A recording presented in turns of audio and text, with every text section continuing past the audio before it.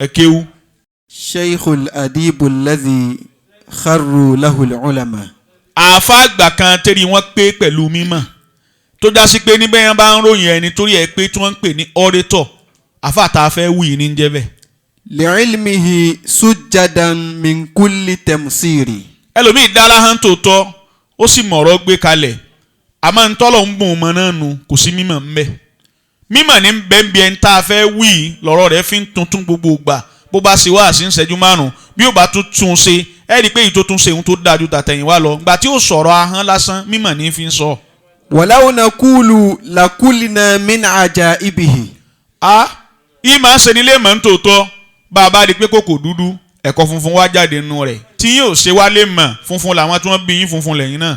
nurun yuniru zulami zata deijuri.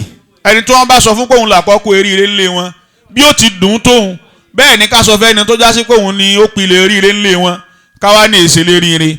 bàbá ọ̀tẹ́ ẹ̀ ìsàlákọ̀ọ́kọ́ eríire bàbá tí wọ́n sọ yín ló kọ́ tẹ̀ ń jọ́tẹ̀ rẹ̀ yìí ìmọ́lẹ̀ ni ẹni ó jáde lára rẹ̀ ìmọ́lẹ̀ ni ẹni ó bí yín ìmọ́lẹ̀ ni kò wá jàjà ibà fún wa pa bámọ́lẹ̀ lára tìyín náà. wa annahu shamsun wal ashiyahu kawkabatun. ṣé ẹ mọ̀ pé ní àwọn òṣùpá àti ìràwọ̀ táwọn náà máa tàn lálẹ́ bí ìgbà tí wọ́n ní star kan ò sí lára wọn kọjú èyí tí wọ́n ti gbà lára oòrùn ní tẹ̀ ń tàn mọ́lẹ̀ fóṣùpá àti ìràwọ̀. wahum yudirunahu linnari wan nuri. la ilaha illallah bàbá wa bẹ́ẹ̀ tírí wọ̀nyí ọlọ́run ṣe wọ́n bó ti sànábì ni ànábì ní bẹ́ẹ̀ yẹn bá bú ọ mọ́ fèsì àmọ́ mọ́ gọ́ méjèèjì ní ń bẹ lára bàbá ìmọ̀lẹ̀ ń bẹ ń mẹ́ bẹ́ẹ̀ ni bá ń fẹ́ ìmọ̀lẹ̀ tọ̀tọ̀tọ̀tọ̀tọ̀ kí yóò kó wọn máa gbọ́ wọn. maadhun humamun wahadi kulli kalkalatin. tọ́ àwọn oníkéwúdé o ẹ tún wí. maadhun humamun wahadi kulli kalkalatin. gbogbo ẹni ẹrí ó ti sọnù tí wọ́n wá ṣe wáàsí fún títí fa tí ó mọ̀nà mọ́ kò gbọ́ wáàsí irú àwọn ọ̀tẹ́ ni bẹ́ẹ̀ bá ń gbọ́ wáàsí wọn gbogbo ẹni ó ti nù tẹ́ ẹ ṣe bí ò lè padà mọ́ ó mọ̀nà látara bàbá ọ̀tẹ́. aw innahu mutlaqan hadi li jamahiri. lẹ́yìn pa dèèyàn mọ́lẹ̀ ń lé wa ká fi ṣe é nìdè wọn àsìmọ́ tí wọ́n mọ́nu lé ká máa lù wọ́n bí wèrè àmọ́ bẹ́ẹ̀ yẹn bá dọ́dọ̀ wa yóò gbọ́ ọ̀rọ̀ lọ́hùn yóò sì jólùtọ̀nà rẹ̀ dálkìyàmà dáadáa. wallahu yashhad anna lam nakul kadhiban. àfáà mi yóò wá ní ẹ máa gbọ́rọ̀ ẹnu wa o àmọ́ ẹ máa tẹ̀lé ṣe sí wa tí bàbá ọ̀tẹ́ ò rí bẹ́ẹ̀ òkúrọ́ ni ayé dá a mọ̀ pé n ti ń wí òǹgò ò ní tẹ̀lé. bi annahu raf'u dawman duna tajyiri. lárúbáwá máa ń kí bàbá ọ̀tẹ́ mọ́lẹ̀ èsì tí lárúbáwá yín ò rìn wọ́n. bi annahu raf'u dawman duna tajyiri. alárúbáwá yín ò rìn yàn ẹ tún wí. ẹ bọ́ sápá bíi. tad'u lahu tiwalu umrin thumma afiyatin. tánàdì bá ti ń rẹ́rìn ọ̀rọ̀ yẹn ń bọ̀ wá dùn nínú kí lè fẹ́ fi kéwù ṣera yín léṣe sí ẹ ké títí fẹ́ nìkan ò yá sí ẹ ti mọ̀ pé ẹ kẹ́ mọ sàṣàlátù sí nínú bí ẹ bá déhùn náà ẹ dúró náà kì í ṣe towó bò wọn bá ti kó fún yín ẹ kó wá. tad'u lahu tulu umrin thumma afiyatin. abẹ́lẹ́ òun fún bàbá wa ọ̀tẹ́ bí wọ́n bá lò kéré láyé ọlọ́run jẹ́ wọ́n lò tó 100 ẹ sàmí kílẹ̀ wá ṣe ń bì abẹ́lẹ́ òun fún bàbá ọ̀tẹ́ nígbà tẹ́ ẹ bá a máa bẹ láyé ọlọ́run jẹ́ ẹ máa bẹ dáadáa bẹ́ẹ̀ ti ń bẹ yín bí ti ń dùn máa wà yìí ọlọ́run dákun jó pẹ́ bẹ́ẹ̀. min duni karbin wa gammin thumma ta'siri. ọkọ yìí síbẹ̀ o min duni kini. min duni karbin wa gammin thumma ta'siri. min duni kini. èmi ń wérí ire fún ọ̀rẹ́ rìn min duni kini. min duni karbin wa gammin thumma ta'siri. ìmọ̀ tó kàn pẹ̀lú káríbì àti gáríbì. hadha bàbá ọ̀tẹ̀ sẹ́yìn bàbá ọ̀tẹ̀ níbi àgbákò ayé nígbà tó di kìíní ní sọ̀rọ̀ kí lárúbá àwọn ṣẹ̀ṣẹ̀ wá dùn nísìnyí lílá áfíríkà fún bàbá ọ̀tẹ̀ jẹ. àyà adil khuyaro àyà salati àyà sirrul haqiqati ya salati àyà sirrun najati lil anami àyà findal ulumi ya salati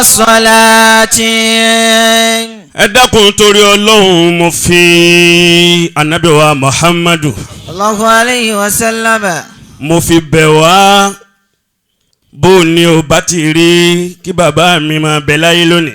مفسر القرآن wíwí tá a bá wí àwa náà tún ọ̀la tiwa náà ṣe kalẹ̀ ni. مفصل البرهان gbogbo ń tí ń bẹ òní bẹ mọ́njọ́ kan tá a bá máa bẹ gbogbo ń tí ń ṣe yìnyínyìnyínyìnyín yóò padà yin pínjọ́ kan. مفصل القرآن àwẹ̀ ń di àwẹ̀ kẹta báyìí tí bàbá wa ò bá wa gbà má láyé. مفصل القرآن bí wọ́n ti máa kà á fẹ́mi pẹ̀lú rẹ̀ ńjọ́ kan náà nù. فهو الإمام يا حي الصلاة يا ربي يا غفار. ẹ dákun ẹ bá mi wí. يا ربي يا غفار.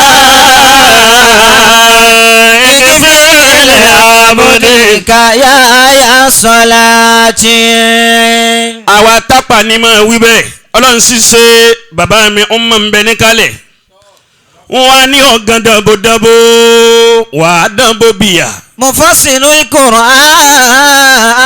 القرآن ìtumọ̀ rẹ̀ ni wípé gbogbo ń ti ń bẹ ti ń dún ti ń dán kò ní dún mọ́ kò ní dán mọ́ kò ní bẹ mọ́ ńjọ́ kan. مفصل البرهان ẹ dákun ẹ bá mi wí. فهو الإمام يا حي الصلاة يا ربي يا غفار ẹ bá mi wí. يا ربي يا غفار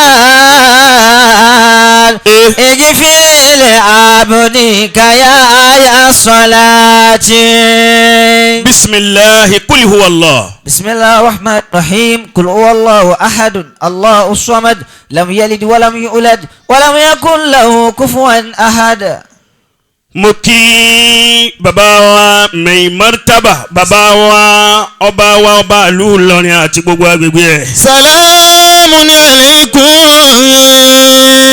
ẹ wí ṣe wù náà dáadáa. Sunnatun nabawiyyatun. ẹ tí ì wí kó dùn mọ́ mi. Salamun alaykum.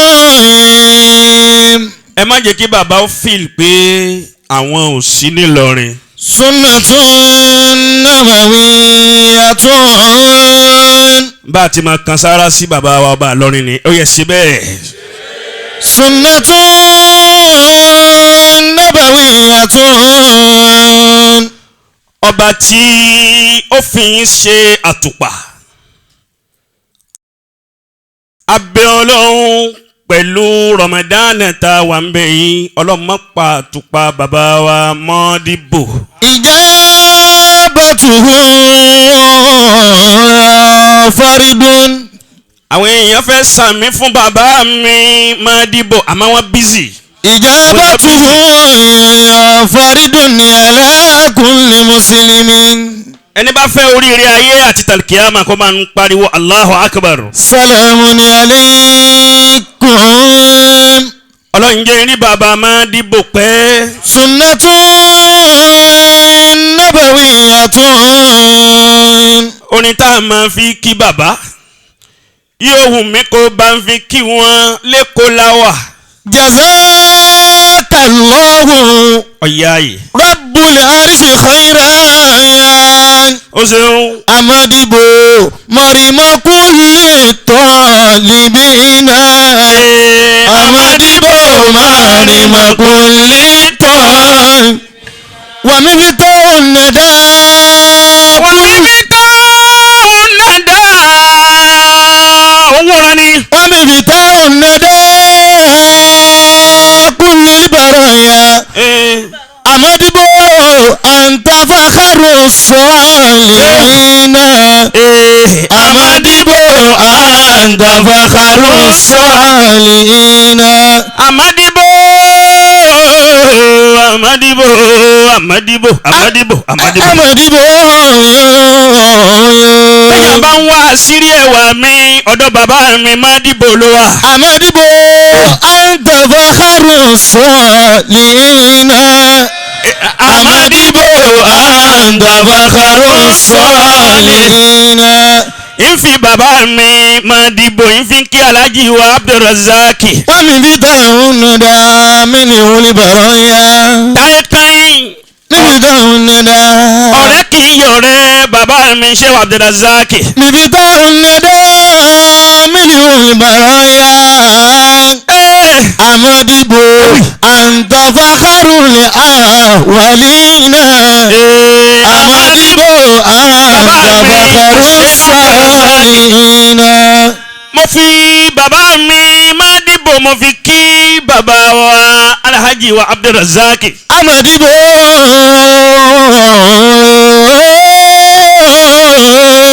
ọ̀yá yìí. Amadibo anta fakharu salihina.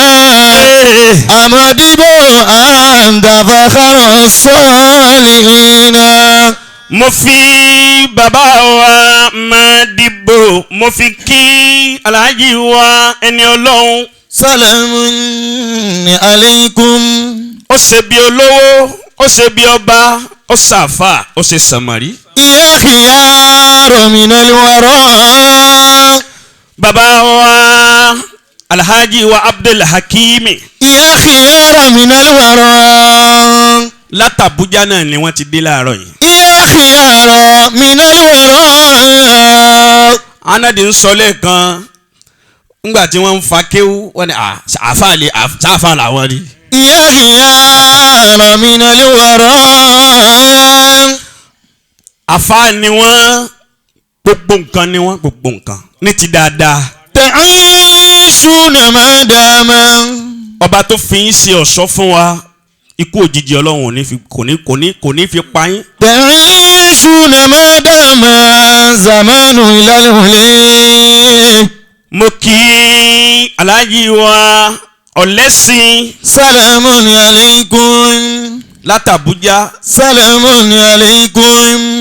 wọ́n gbà lọ Kàlàbá láti Kàlàbá wọ́n wá gbà dẹ́kọ̀. Sunnatun nabawiyatun. ní títorí ìfẹ́ ọmọ ìyá wọn tí wọ́n ní. Sunnatun nabawiyatun. mo fi bàbá wa Mádìbò mo fi kí yín. Ijabatuhu ya faridun. ọ̀yá yìí. Ijabatuhu ya faridun ala kulli muslimin. kí ló a fi jẹ sàárì lónìí. Salamun alaykum. ohun yín gbá púpọ̀. Sunnatun nabawiyatun. Alhaji wa Abdul-Latifi wọ́n tẹ̀lé bàbá wa Bello wọ́n tẹ̀lé wọn wá láti Abuja. Sunnatun nabawiyatun. mo kí Alhaji wa Ismailu Ìjọba Mustapha. Mustapha faridun. bàbá mi Mustapha Adeleye bàbá wa Mádìbò bẹ́ẹ̀ bá ṣe tán ìmú wọn wá bá yín. Ijabatuhu ya faridun. bàbá wa Mustapha Ọlọ́run wa bẹ̀ ọ́ pẹ̀lú agbára rẹ̀ wọ́n ti dọ́gbọ́n sádìde nù wọ́n yìí fẹ́ gbogbo nǹkan bẹ́ẹ̀. Ijabatuhu faridun ala kulli muslimin. kìí ṣe 25 years ni mo ti wà pẹ̀lú bàbá wa Alhaji Ismail. Salamun alaykum. relationship 25 years gbogbo nǹkan ni wọ́n sì máa ṣe fún mi. Sunnatun nabawiyatun. afagbára rẹ àtògo rẹ wọ́n ti mọ̀ pé ńgbà tí máìkì kàn mí wọ́n wá dìde lọ tọ̀. Sunnatun nabawiyatun. Ọlọ́run ò ní fi wọ́n lẹ̀ láéláé. Ijabatuhu fanidun ala kulli muslimin. mo kí bàbá wa Adéoyè. Salamun. mo kí bàbá wa Adéoyè. Salamun. mo tàtàrà tí mo kí Hájì wa Anafi Adénúgà. Alaykum. Arnold gbogbo nako sunnatun nabawiyyatun. ẹ ní sunkún pẹ̀lẹ́pẹ̀lẹ́ ẹ sì ní sunkún gbangba ẹ sì ní sunkún òjijì. sunnatun nabawiyyatun. bẹ́ẹ̀ yẹn bá sàmì fún wọn yóò rí bẹ́ẹ̀ fún òun náà. ijabatuhu faridun. bàbá ti wọlé padà. ijabatuhu faridun. ẹni à ń wínú. ala kulli muslimin. bàbá mi máa dìbò ọ̀tọ̀ ní bùtùlù ọ̀tọ̀ ní bùtùgbẹ́ ọ̀tọ̀ ní bùtùbùtù. salamun alaykum. bọ́lọ̀ ń bá sọ̀rọ̀ fún yàn gan ọlọ́run fẹ́ ká dúpẹ́. sunnatun nabawiyyatun. bàbá mi Ismail lójókòó. sunnatun nabawiyyatun. ọlọ́run kò ní pa yín láéláé. sunnatun nabawiyyatun ijabatuhu. Anat Nako mo kì í. ijabatuhu faridun. mo kì í Rasulul Khairi. ijabatuhu faridun. gbogbo àwọn tí wọ́n máa jẹ́ Abdulhakeem ẹ̀ṣà ni wọ́n á máa jẹ́ láyé. faridun. ọba tó fi ń ṣọ̀ṣọ́ fún wa ikú òjijì ò ní yà wá. faridun ala kulli muslimin. mo kí aláàjì wa oríire. salamun alaykum. mo kí bàbá wa tí ń bẹ lẹ́gbẹ̀ẹ́ aláàjì wa oríire. sunnatun nabawiyyatun. mo kí yín púpọ̀. sunnatun nabawiyyatun. mo jẹ́ Haji Kamaluddin. sunnatun nabawiyyatun ijabatuhu. mo wá darí kíkì mi sọ́dọ̀ onímọ̀lẹ̀ Haji wa Kudusu. ijabatuhu faridun. àtàwọn àtàlẹ́bí oṣù. ijabatuhu. ẹni tí wọ́n ti dúró lọ́kànkan bí ọmọ ogun. faridun. pé gbogbo tí ń bá ń bọ̀ àwọn ni. faridun. ambele kò tiẹ̀ sí tí ó bọ̀ yín àyín nǹkan tó farabalẹ̀ ni ó wà yín àyín. faridun ala kulli muslimin. gbogbo ẹni tóun náà fẹ́ kí ìrọ̀rùn ó dé bálé ayé òun kó bá ń yòbó ànábì Muhammad. ijabatuhu faridun ala kulli muslimin. mo kí ọ̀nkù Yomi Fashlanso. salamun alaykum. àwọn náà fara pamọ́ ni. sunnatun nabawiyyatun. ọlọ́run ó bá mi dúró tì wọ́n dáadáa. sunnatun nabawiyyatun. mo kí bàbá wa Agboola. sunnatun nabawiyyatun. bẹ́ẹ̀ bá ń wá bàbá wa Musa Agboola bàbá wa àgbà bàbá wa àlùbáríkà àwọn náà jòkó. sunnatun nabawiyyatun. ẹnì kanjú kú. ijabatuhu faridun. mo kí Alhaji wa Abdulhafiz. salamun alaykum. àfọ olówó. sunnatun nabawiyyatun. mo gbádùn filẹ̀ tù yí púpọ̀. sunnatun nabawiyyatun. ká ní mo mọ̀ pé ń tẹ́ẹ̀dé ni òun lè mi náà bá rọra sí lọ láti ká ni. sunnatun nabawiyyatun. àwọ̀ yín ò ní bàjẹ́. ijabatuhu faridun. ẹ jẹ́ kí àmì pọ̀pọ̀ mo kí pọ̀pọ̀. ijabatuhu faridun. ẹ jẹ́ kí àmì ajiwa ẹrù. faridun. láti Ìlọrin. faridun. mo kí yín àjíà. faridun ala kulli muslimin. mo wá tarí kíkì mi sọ́dọ̀ àwọn bàbá mi. salamun alaykum. bàbá wa ní Sakama. ya khiyara minal wara. Sakama kan Ìlọrin kan ni. ya khiyara minal wara. mo kí yín púpọ̀. ya khiyara minal wara. mo kí ọmọ ẹ̀yà mi al-Imam ya Muhammad khiyara Said minal wara. látàbẹ́kúta. ta'ishuna man dama. mo darí kíkì mi sọ́dọ̀ kìnìún ni. ta'ishuna man dama. ogun iná gbòǹgbò tí dátọ́lẹ̀ lògbé. ta'ishuna man dama. àfàwà umma. ta'ishuna man dama. wọ́n dúró tiwa wọn fi wálẹ̀. zamanu ilalule. ní kọ̀kọ̀ àti ní gbangba. zamanu ilalula. àpadà sí ibò ní báyìí láéláé. zamanu ilalula. ahan bàbá mi má dìbò ní fi ń kí. ta'ishuna ma dama. bàbá wa Sheikh Abdulqadiri Oníkan. ta'ishuna ma dama. látàná làwọn náà ti dé. ta'ishuna ma dama. kódà àwọn ò tiẹ̀ fún wa lára wọ́n ti wọnú Radisson Blu yìí wọ́n gba hòtẹ́ẹ̀lì fúnra wọn àwọn reception lánàá ní ojú mi bá ta. ta'ishuna ma dama. wọ́n láwọn fẹ́ yọjú sí wa lójijì láàárọ̀ yìí tẹ́lẹ̀ ni. ta'ishuna ma dama zamanu ilalule. mo kì í yín púpọ̀ ọba tó ti ní ọmọ da àyìní dààmú ọlọ́run má fi kàn yín ọlọ́run. ta'ishuna ma wọ́n fẹ́ràn wa púpọ̀. dama zamanu Tinútinú tó ilalula. ọlọ́run má ṣàjárí yín pé. ta'ishuna ma èyí dama. tẹ́ ṣe fún wa yìí inú bàbá Mádìbò dùn púpọ̀. dama zamanu inú àfa wa ọmọ dùn púpọ̀. ilalula. inú bàbá mi Ismail dùn púpọ̀. Salamu alaykum. mo kí Magaji wa nílé Salati. Ya khiyara min alwaran.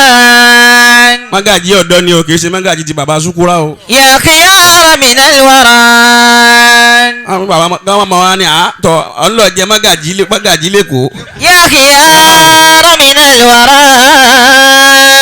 bàbá Mustapha Magaji àwa ọ̀dọ́. Salamu tora ní bàbá Magaji gangan. Salamu alaykum. nílé Salati ọlọ́run mọ́sàájárí yín pé. Sunnatun nabawiyyatun. mo kí bàbá wa Gidan Kabara. Salamu alaykum. Magaji làwọn náà. Sunnatun nabawiyyatun. ọlọ́run mọ́sàájárí yín pé. Ijabatu.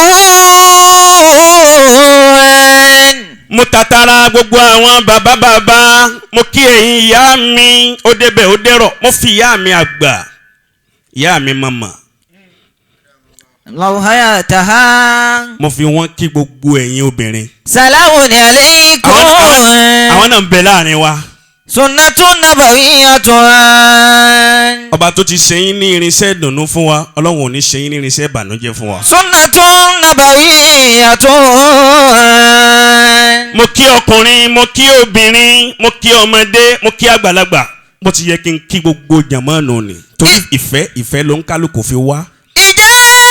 mo kí wa ní kíkí ọlá wípé asalaamu alaykum wa rahmatulahi wa barakatuhu. Wa alaykum assalam wa rahmatullahi wa barakatuhu. tọ́píìkì tí a fẹ́ treat lábẹ́ kíkí kí n tó wọnú ọ̀rọ̀ mo kí ọmọ ẹ̀yà mi alikali. Allahu hayatahu. tìmọ̀tìmọ̀ làwọn máa fi darí ìjókòó wọn. bẹ́ẹ̀ bá ń sọ̀rọ̀ lárúbáwá ìmẹ̀mẹ̀ tọ́yánjú.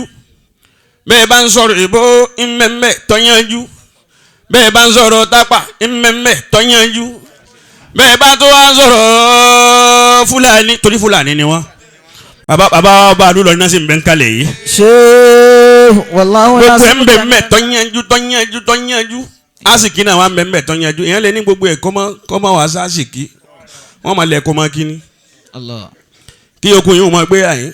Ayakumullah. mo kí yín púpọ̀ láàárọ̀ yìí làwọn náà dé láti Ìlọrin. Allahu hayatahu. ṣé kò wá yẹ ká dúpẹ́ tọ́lọ́run ò fi wíwá gbogbo àwọn tí wọ́n wá yìí ọlọ́run ò fi wíwá àwọn sọ wá ló kọ́ bú. Alhamdulillahi rabbil alamin. tọ́píìkì tí wọ́n ta fẹ́ tírìtì lẹ́nì mo fi yín náà mo fi kí Alhaji wa Abdulmajid Ataka.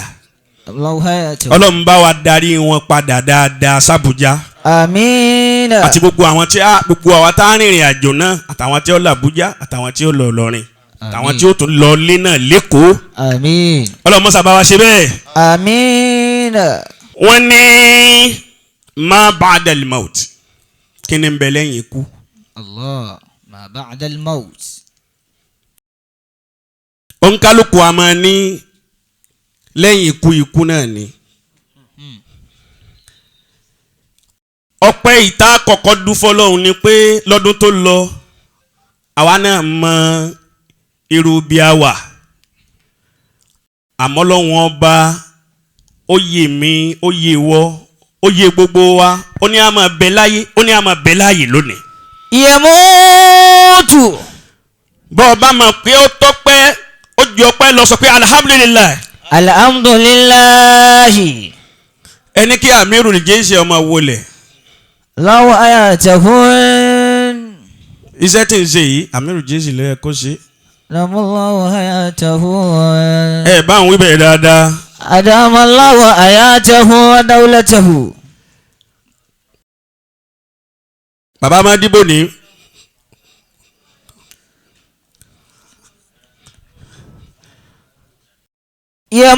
yamutu. kullul barayan. ọ̀yá yìí. subhana man la yamutu. àìsàn pọ̀ ni. yamutu kullul barayan. subhana man la yamutu. gbogbo abiyamọ mo kí àǹtí mi táwọn náà wọlé. yamutu kullul barayan. láti gbódòfù. subhana man la yamutu. ọlọ́mọṣà járí yín pé. yamutu kullul barayan. subhana man la yamutu. ẹ dákun gbogbo wa wọ́n ní kíní ń bẹ lẹ́yìn ikú. ọlọ́wọ́n ọba lèkè ọlá wa ń bẹ mi pẹ̀lú yín sọ̀rọ̀. Allah. badal isti'aza wal basmala. innal ladhina la yarjuna liqa'ana. innal ladhina la yarjuna liqa'ana wa radu bil hayati dunya wa itma'annu biha والذين هم عن آياتنا غافلون أولئك مأواهم النار بما كانوا يكسبون ẹni ọlọ́run bá ń bẹ lára rẹ̀ kó bá ń kan sára sọ́lọ́run. innal ladhina mo kí bàbá mi 40 like 70. innal ladhina la yarjuna bàbá wa láti Mushin. la yarjuna liqa'ana àtàwọn àti pápá. la yarjuna liqa'ana ọlọ́mọsàjáde àyìn bàbá méjèèjì pẹ́. innal ladhina la yarjuna liqa'ana. ó adánulẹ̀ alukur'ani bàbá mi Akínbọ̀dé wọlé. waradu bil hayati dunya watma'annu biha. bàbá wa Akínbọ̀dé bàbá wa Sheikh Abdullahi Akínbọ̀dé. walladhina hum Alhaji Akínmu Bello ń kí wọn. an ayatina ghafilun. bàbá rẹ̀ bàbá dáadáa mọ́mú ẹ máa súnmọ́ wọn. innal ladhina la yarjuna liqa'ana waradu bil hayati dunya watma'annu biha. bàbá ń jókòó lẹ́gbẹ̀ẹ́ Maulana Amirul Kulli. والذين هم عن آياتنا غافلون. à ń ka alukurani lọ́wọ́ náà lè wọlé. bàbá wa ọmọ náà kìíyàn. والذين هم عن آياتنا غافلون. Amirul Jaysh. innal ladhina la yarjuna liqa'ana. bàbá wa oníkan àwọn náà kìíyàn wọn ni. waradu bil hayati dunya. ìmáàmù wa Saidi ọpẹ́ bíi àwọn náà kìíyàn. watma'annu biha. gbogbo ẹni ọlọ́run bá ń bẹ lára rẹ̀ kó bá ń yòbó ń ṣe ọlọ́run. والذين هم عن آياتنا غافلون. alẹ́ ni tọ́lọ́run bá ń bẹ lára rẹ̀ kó bá ń yòbó ànábì Muhammad. إن الذين wọ́n ní kíní ń bẹ lẹ́yìn ikú. لا يرجون لقاءنا ntí ń bẹ lẹ́yìn ikú ó ju kú lọ. ورضوا بالحياة الدنيا tó mọ̀ ní ṣe bí kú náà ni kí ni ń jẹ́ pé kú náà ni. ورضوا بالحياة الدنيا ọlọ́run ọba mi àlékè ọlá ń bá wa sọ̀rọ̀ ọlọ́run ní ẹ̀rí gbogbo àwọn tó ṣe wípé alágbàgbé wípé àwọn pàdé àwa ọlọ́run jọ kan. لا يرجون لقاءنا ورضوا بالحياة الدنيا ní títorí ròyòròyò ayé ní títorí àdùn ayé wọ́n gbàgbé páwọn pàdé àwa ọlọ́run lọ́jọ́ kan. لا يرجون لقاءنا ورضوا بالحياة الدنيا واطمأنوا بها torí ìgbádùn ayé torí ṣìkìṣìkì ayé wọ́n gbà pé ń péjọ kan àwọn pàdé àwọ̀ ọlọ́run. والذين هم عن آياتنا غافلون. ọlọ́run nítorí chíńjì ta fún wọn àtọ́lá ta fún wọn àti iyì ta fún wọn àti ipò ta fún wọn wọ́n fọ́nú fọ́ra péjọ kan ẹ̀mí ó kó lára wọn. أولئك ọlọ́run lọ́gọ́rọ̀ ọdún àwọn tí wọ́n á máa gbàgbé bẹ́ẹ̀. مأواهم النار. ọlọ́run ní ọ̀pọ̀lọpọ̀ wọn inú náà ni wọ́n padà bújẹ́ ibùdí wọn sí. بما كانوا يكسبون. مأواهم النار بما كانوا يكسبون. ọlọ́run tún sọ fún wa nínú alukurani níbòmíì pé inna sa'ata la'atiyatun la rayba fiha. إن الساعة alikiyama tẹ rí yẹn ọjọ́ kan yìí tẹ rí yẹn. la'atiyatun la rayba fiha. kò sí yẹn méjì ń bẹ yóò dé njọ́ kan o. la rayba fiha. ẹlòmíì ò mọ̀ wò ó pé so possible ṣá. la'atiyatun ipe kọ́lọ́hún tún kó gbogbo wa jọ padà. la rayba fiha. ṣé ìkójọ wa padà sóhun ló yẹ kó ṣe wá lè mọ̀ ni àbí wíwáyé wa. la'atiyatun la rayba fiha. gbogbo wa tá a digé ní ọlọ́wọ̀n yìí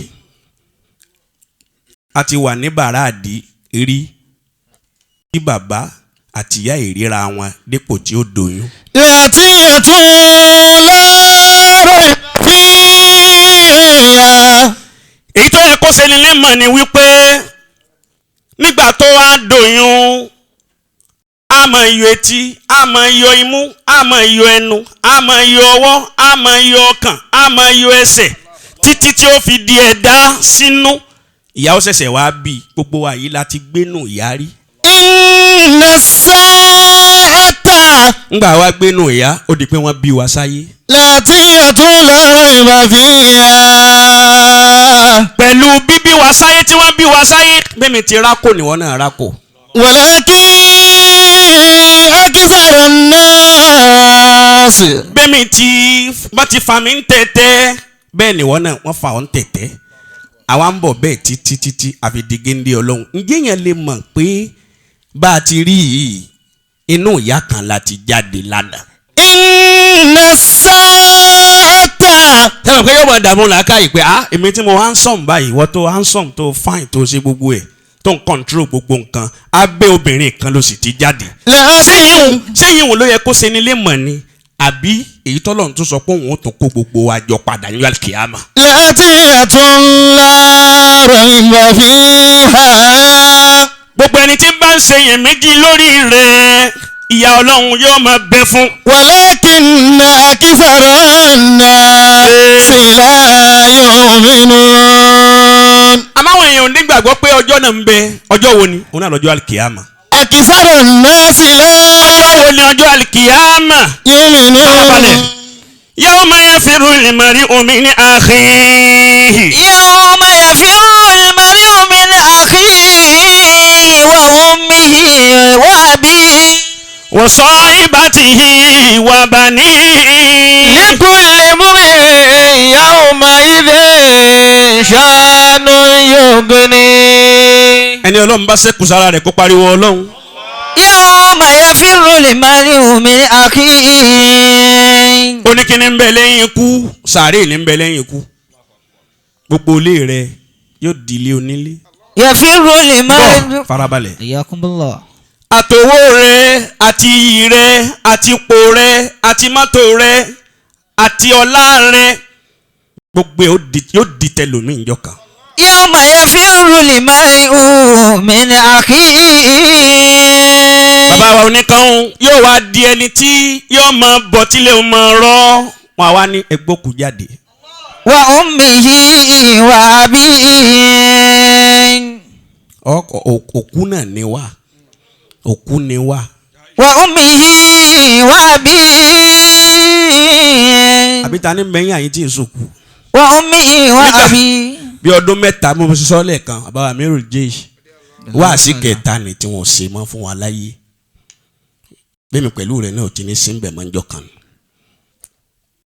Yawma yafirru al-mar'u min akhihi. àtọwọ́ rẹ̀ àtọ́lá rẹ̀ gbogbo bó ti léwu kọ́pọ̀ tó láyé wọ́n padà pín lẹ́yìn rẹ̀ náà ni. Wa ummihi wa abihi. gbogbo ilẹ̀ tó ní gbogbo properties tó ní wà àtìyàwó rẹ̀ nìkan lẹ mọ̀ Ọlọ́run bá fẹ́ gbàgbá kò dé tí ó gbádùn òde àtiwọ́ àtìyàwó àtàwọn ọmọ lẹ́tọ̀ ń lọ. Wa ummihi wa abihi. àwọn ọmọ tó wá ṣòfò. Wa sahibatihi wa banihi. gbogbo ẹni máa mọ̀ pé ńjọ́ kan yẹn yóò jẹjọ́ kan lórí wọn ẹ dàpọ̀ ẹ máa kan sára sọ́ba tó dá wa. Likulli mri'in minhum yawma idhin sha'nun yughnihi. yawma yafirru al-mar'u min akhihi. ọjọ́ tí gbogbo wa tá a wà ní òhò níwájú Ọlọ́run. Wa ummihi wa abihi. tí oòrùn ó máa sọ ọpọlọ àwọn èèyàn bí ògì. Ummihi wa abihi. ó béèrè pé kí ni ń bẹ lẹ́yìn ikú. Wa ummihi wa abihi. bẹ́ẹ̀yàn bá fẹ́ mọ bọ́jọ́ àlùkìyámọ̀ ó ti tó ọjọ́ àràfà ni. Wa ummihi wa abihi. àwa tá a ti lọ Ọlọ́run mọ́sà ṣàánú wa ká lè lọ. Wa ummihi wa abihi. ẹ bá ń ṣe àmì dáadáa. Wa ummihi. yawma yafirru al-mar'u min akhihi. gbogbo mo dá àìní dá a máa ní ọ̀padà kẹ́yìn rẹ̀. Yafirru al-mar'u. gbogbo èmi mo rẹwà èmi mo dùn rí mo dùn wò àìkò ní dùn rí mọ́ àìkò ní dùn wò mọ́ ní ọ̀padà kẹ́yìn mi pẹ̀lú rẹ̀. yawma yafirru al-mar'u min akhihi. tó wọ aṣọ tí ó yẹ ọ́. yafirru al-mar'u. wọ́n tó máa sọ́wọ́ tí ó yẹ ọ́ tó máa dírẹ́sì tó gbogbo ẹ̀ yóò gbogbo ẹ̀ ó sì ti gbogbo gétọ̀ ó yọ dáadáa níjọ́ kan wọ́n padà múra fún ọ ni. yafirru al-mar'u min akhihi. wọ́n á ní ẹ̀fọ́ abẹ́rẹ́ dáadáa. yafirru al-mar'u. ẹ̀fọ́ dáadáa. yafirru al-mar'u. yọtọ̀ lómi bá ti kú báyìí yóò máa rùn ni. yafirru al-mar'u min akhihi. ìwà alákọ̀ọ́tọ̀ wà láyé masakọ wà ní gbogbo ẹ̀ irọ́ gbogbo ẹ̀ fíìmù ayé lásán ni. ìjọta mi rò jésì kú ni mo ti mọ̀ pé ayé yìí fíìmù ni. yawma yafirru al-mar'u min akhihi.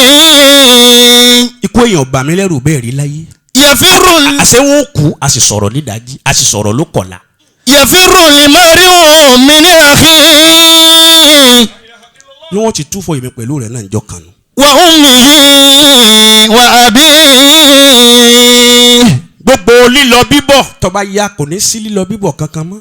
wa sahabatihi wa sahibatihi wa banihi. bó bá dijọ́ àlìkìyámà ó ń béèrè wípé kí ni ń bẹ lẹ́yìn ikú tó bá dijọ́ àlìkìyámà gbogbo wa awọ àwọn ajú Ọlọ́run kálukú ó máa lọ kálukú ó máa bọ̀ ní òhò. yafirru al-mar'u min akhihi. má sọ pọ́jọ́ yẹn ò sí torí pé ò sí tẹ́lẹ̀ náà kó tó wá bí bíbẹ tó wà láyé yìí kò sẹ́ni tí ń bẹ tẹ́lẹ̀ nù wa irọ́ ni kò sí. yafirru al-mar'u. àwa wá síbi bíbẹ kan bíbẹ tá a wá wá sí òun la wà ń bẹ yìí tó bá tún padà yà á tó ní sí mọ́. yafirru al-mar'u min akhihi. ọjọ́ ìkìyàmọ̀ tá a wí yìí ọmọ ò ní dá bàbá mọ̀ bàbá ò ní dọ́mọ mọ̀ ọkọ ò ní dá yàwó mọ̀ yàwó ò ní dọ́kọ mọ̀ ọ̀rẹ́ ò ní dọ́rẹ́ mọ̀. wa ummihi ọ̀rẹ́ mi ni kò sí lálùkìyàmà. وصاحبته olólùfẹ́ mi ni kò sí yẹn àbí bàbá akébọ̀dà àbí وبنيه pátánà mi ni kò sí lálùkìyàmà. لكل امرئ منهم يومئذ wọn kálukó máa lọ kálukó máa bọ̀. شأن يغنيه ìyá wa Aisha يفر bá mi wí bẹ́ẹ̀ dáadáa. يفر المرء wọ́n sunkún jọ kan hadisi ni àmọ́ mi ò lè kà á. يفر hadisu sahih. يفر المرء من أخيه wọ́n sunkún nínú ilé anabi wa kọsẹ̀ bá wọn. وأمه وأبيه anabi náà la dákọ̀ la yòǹbó wọn jákujàku yìí. وأمه وأبيه anabi wa ní kí ló dé ìwọ ìyàwó mi tó sunkún tó báyìí. Aisha ní ìtẹ́ ń pa mí lẹ́kún ni wípé mo rántí iná ni. يفر المرء iná tọ́lọ́hún fún àwọn kèfèrí wọ̀ ní alkiyama. من أخيه òun ni mo rántí. Aisha ni wọ́n ń béèrè lọ́wọ́ ń ṣe ọlọ́run pé ya Rasulallahi ìrẹ́ ọkọ mi ṣé tó bá dijọ́ alkiyama ṣẹ́ẹ̀tì ẹ̀ rántí àwa tá a jẹ́ ìyàwó yín àtọmọ yín. يفر المرء من أخيه ẹ bá ń ṣe Allahu Akbar. وأمه وأبيه anabi wa ní àwọn àyè mẹ́ta kan ń bẹ èèyàn ò ní rántí kankan. وأمه وأبيه hadithu sahih. وأمه وأبيه anabi láwọn àyè mẹ́ta kan ń bẹ ẹnìkan ò ní rántí ẹnìkan. وأمه وأبيه anabi lákọ̀ọ́kọ́ nú ààyè òun níjọ́ tá a bá kọ́kọ́ pàdé wájú ọlọ́run gan-an wájú Rabbul Izzati. ọlọ́run gbogbo wa abú tó ń wù bó ló ti ṣíjú wọ ọlọ́run. وصاحبته وبنيه gbogbo wa la múra dáadáa tó wúra wa yìí àwa náà máa ti ń bẹ nínú kó wa. يفر المرء òkùnkùn ní kùnkùn nínú mọ́mọ́nú. يفر المرء anabi níjọ́ náà mẹ́yìn abá ẹni tí ó kọ́kọ́ fojú kan ọlọ́run báyìí ẹnìkan tí ó ríra rẹ̀ ò sí níjọ́ náà ẹnìjọ́ kejì òun níjọ́ tọ́lọ́run ó nìkan kọ́ńkálùkù ó máa kàtírà rẹ̀. ìkìrá kitabaka kàfà binafsika al-yawma alayka hasiba. اقرأ كتابك ọjọ́ kọ́kọ́ máa kàtírà wa pẹ̀lú ọwọ́ ọ̀tún wa. اقرأ كتابك ẹni ó bá dé ní kíámà pẹ̀lú ọwọ́ ọ̀tún rẹ̀ pẹ̀lú tírà báríkà rẹ̀. كفى بنفسك اليوم عليك حسيبا. ọjọ́ ìṣirò adámi níjọ́ náà ọjọ́ náà ó lé ẹnìkan ò ní rójú tu ẹnìkan jọ́ náà. يفر المرء من أخيه ọjọ́ kẹta òun náà ní òkè àsẹ̀ráàtì. wọ́n gbọ́ lẹ́nu bàbá mi rò jẹ́ wọ́n ní òkè náà ó wẹ́jú òwú tí wọ́n fi ń rán sọ lọ. وأمه gbogbo wa láàsì gun afárá àsẹ̀ráàtì náà. وأمه وأبيه ọ̀pọ̀lọpọ̀ àwọn èèyàn jábọ́ sínú náà. وصاحبته وبنيه ẹlòmíì ó jó wọ náà ni. وصاحبته وبنيه gábéjì ń bẹ tí ẹlòmíì gábéjì ni yóò jó wọ àfà láì rílù. صاحبته وبنيه fàkàm àfà onímọ̀ kọ́ọ̀mà oní fàkàm min murshidi dọ́là wà mí sí ìzàtì ìzàlà wà kàn mí alimi ìzàlà wà kọ́lá lẹ́kàtìbù kọ́dí tọ́mà. وكم من مرشد ضل ومن ذي عزة زل وكم من عالم زل وقال الخطيب قد طمع كم من مرشد ضل mélòó lẹni tí ń fi ní mọ̀nà tí ó ṣàgbákò ń jọ́nà. من مرشد ضل ọ̀rọ̀ agbádá kọ́ مرشدي دلا agbádá rẹ tó wọ̀ tó níwà. مرشدي ẹni pé yẹmí àbí òyẹmí bàbá. مرشدي دلا ntọ́ntàn àbí òtàn ni. كم من مرشدي دلا bọ́ọ̀ bá ti níwà abú pẹ̀lú agbádá òun àfa ọjọ́ gábéjì wọnú náà já nàmà ni. من مرشدي دلا ó gbẹ́sẹ̀ wọnú àlìjánná kẹ̀. tòun tagbádá rẹ. ومن ذي عزة زلا àìmọye ẹni tó lóun fìdí mọ̀nà tó ṣe pé tó bá dijọ́ àlìkìyàmà nínú eléyìí bú ayé náà ti bá. ومن ذي عزة زلا àìmọye gbogbo ọlọ́lá gbogbo olówó gbogbo oníyì láyé yóò wá dẹni yẹpẹrẹ ń jọ́nà. فكم من عالم دلا وقال الخطيب قد ضم wọ́n ní Dubai tó fi mọ̀ pé n ti ń bẹ lẹ́yìn kújukú lọ kí n round up pàlíkálí. كم من مرشد دلا bí ọdún mélòó kan sẹ́yìn ọmọ kan ń bẹ ọmọ olówó ni ó ní o bàbá rẹ̀ ní buhaya aziki. من مرشد دلا a máa wá jayé púpọ̀ yìí máa jayé gan-an yìí máa jayé gan-an ó gbàgbé pé òun ó kù njọ́ kan. ومن ذي عزة زلا ọmọ tá a wí ojú ọmọ 19 years lọ kò sí kílọ̀bù tí wọn ò ti mọ̀. فكم من ṣánáṣáná wọlé ni فكم من máa ń ṣáná ni. مرشد دلا anadi ṣánáṣáná wọlé ni. مرشد دلا ọjà ayé débi wípé kódà ó ti jẹ ayé débi pé ó tún jẹ ayé ju bàbá rẹ̀ gan lọ. فكم من مرشد دلا njó wa kú ọmọ tá a wí irun rẹ̀ bí irun òyìnbó ni. من ذي عزة ọ̀rọ̀ tí mo sọ yìí Dubai ló ti ṣẹlẹ̀. زلا irùngbọ̀n rẹ̀ àti irun orí ẹ̀ bíi pé ó kọ́ ìmọ̀ tàn ni gbogbo àwọ̀ rẹ̀ tutù kò rí yàrí. من ذي عزة زلا níjọ́ tó wá kú inú bàbá rẹ̀ wá bàjẹ́ púpọ̀. فكم من عالم زلا wọ́n wá sin ọmọ tá a wí wọ́n bò ó mọ́lẹ̀. فكم من kò ju wákàtí kan sí wákàtí méjì lọ bàbá rẹ̀ wá fẹ́ rán mẹ́ta pé ọmọ mi ó kú kẹ̀ kò yẹ kó kú torí bàbá yìí fẹ́ràn rẹ̀ púpọ̀. فكم من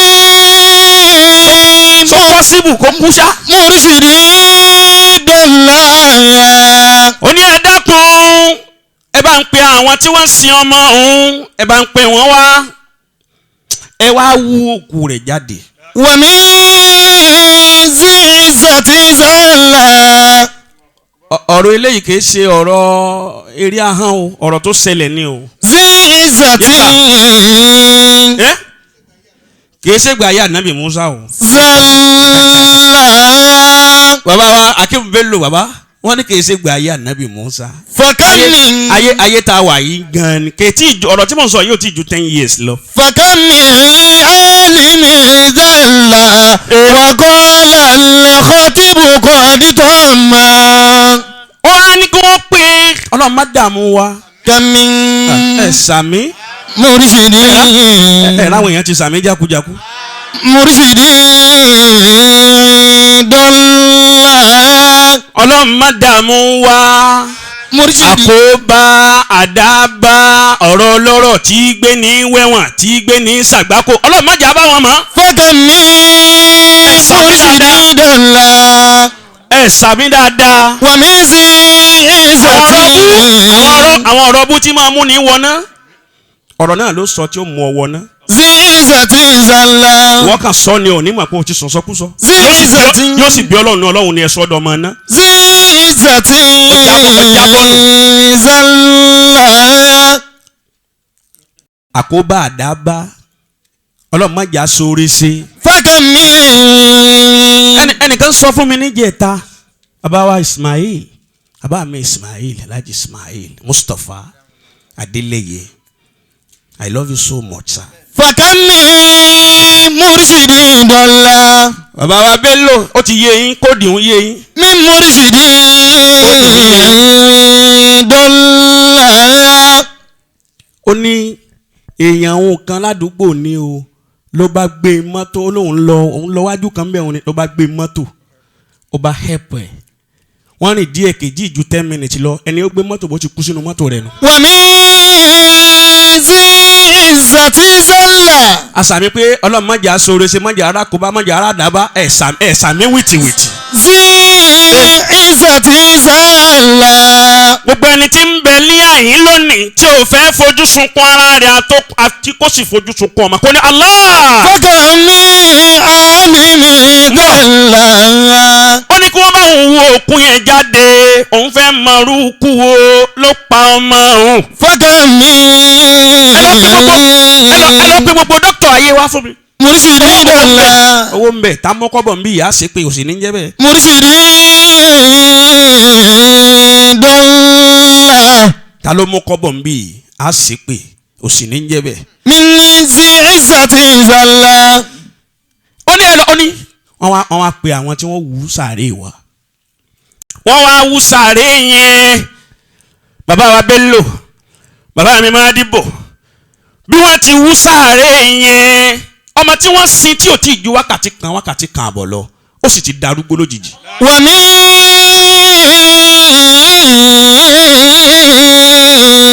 wàláhi làzí. ذي عزة. irun dúdú tí máa wú ní títí ń dán tó kọ́ ẹ̀ ó ti di funfun. ذي عزة زل. ẹ̀jẹ̀ ń dà lójú ẹ̀jẹ̀ ń dà nímú ẹ̀jẹ̀ ń dà lẹ́nu. ذي عزة زل. وكم من عالم زل وقال الخطيب قد تم. كم من مرشد ضل ومن ذي عزة ذل وكم من عالم ذل وقال الخطيب قد طام. ẹ dákun ẹ̀ bá ń kan sára sọ́lọ́. فكم من ó ń pé kí ni ń bẹ lẹ́yìn ikú n ti ń bẹ lẹ́yìn ikú ju kú lọ. مرشد ẹ̀jẹ̀ ń dà nímú rẹ̀ ẹ̀jẹ̀ ń dà létí ẹ̀jẹ̀ ń dà létí ẹ̀jẹ̀ ń dà lẹ́nu ẹ̀jẹ̀ ń dà lójú irun ti di funfun bí bàbá ti rí ọmọ òun ní sọmọ òun sílẹ̀ ọmọ òun kọ́ lélẹ̀ yìí o. فكم من abókù mi ni. مرشد ضل. ọmọ tí ò jọ ọmọ 18 years lọ. مرشد ضل. kí ni wọ́n mọ̀ tó bá nù sàárè tó ní kí ni ń bẹ ń bí ikú gan. ومن ذي عزة زل. gbogbo aráàmù tó ti jẹ wọ́n béèrè lọ́wọ́ rẹ̀ nù sàárè. ذي عزة زل. gbogbo aburú tó dánwò èmi a máa sọ fáwọn èèyàn mo ní àṣírí ẹwà wa àìlọ́ọ̀kanlẹ̀kùn olówó kan àní àìlọ́ọ̀kanlẹ̀kùn olówó kan àwọn tí ń bẹ ń bí àṣírí ẹwà wa náà lọ́jọ́kọ̀ yìí. ذي عزة ضل. kí òkú yín wọn máa gbé wọn ò ní fẹ́ ká máa sọ yín o. فكم من عالم ذل. kí ni wọ́n ń palẹ̀ mọ́ kí lèmi ń palẹ̀ mọ́. كم من ẹ wo bí ààyè yìí bó ti rí alibarika ọlá àwọn kan ni. كم من مرشد ضل. kápẹ́ńtà bẹ̀rẹ̀ lọ́dún yìí lórí bó ti rí ọdún àkọ́kọ́ lórí bó ti rí. من bàbá mi kan sọ fún mi pé láyìlá ọ̀dà ẹ má jẹ́ ń bẹ́ẹ̀. من مرشد ضل. bá wọn sọ pé kí ni ń bẹ lẹ́yìn ikú mọ́ o n ti ń bẹ lẹ́yìn ikú ojúkú lọ wasalaamu alaykum wa rahmatulahi ta'ala wa barakatuhu. وعليكم السلام ورحمة الله وبركاته. يا نبوة أنباء الذي يجمعنا bàbá ọ̀tẹ̀ Zulmajidi wal barakati. ta ló wà bẹ́ẹ̀. bàbá ọ̀tẹ̀ Zulmajidi wal barakati.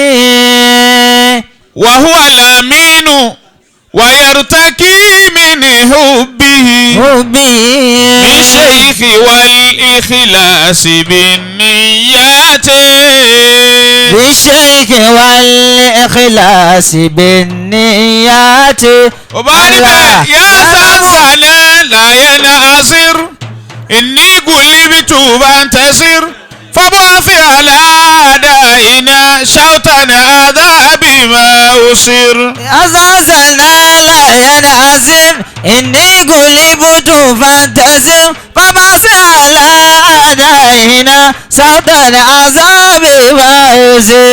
bàbá ọ̀tẹ́ ni mo kọ nìyẹn fún mo fi ṣàdúrà fún wọn ni kí lórin náà yà zanzana làyẹn asir inni gulibitu fantasir fabuafi alada ina shautan adabi mausir. يا زازنا لا ينعزم إني قلبت فانتصر فبعث على أعدائنا صوتا عذاب ما أصر. ahalam bihamilil amal bàbá ọ̀tẹ́ yàdálì hikam ahalam bi shayfil kadiri hadha alaliwaji ilatam. يا زازنا لا ينعزم إني قلبت فانتصر فبعث على أعدائنا صوتا عذاب ما أصر. ọlọ́run dákun kó jọ ọjà rẹ àdúrà tí ń ṣe látàárọ̀ òun náà ni wípé bí tí ń dùn yín sẹ́ ọlọ́run dákun jẹ́ ó pẹ́